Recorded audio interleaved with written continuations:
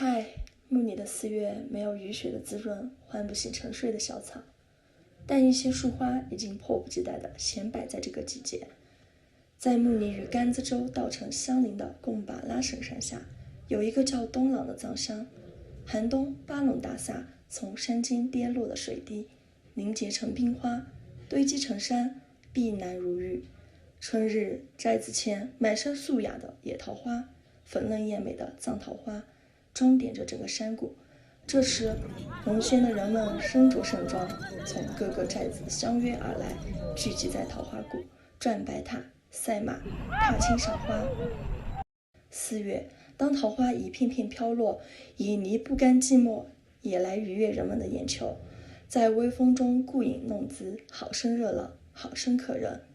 东朗乡政府驻地海拔2820米，最佳赏花期3月中旬到5月初。抖音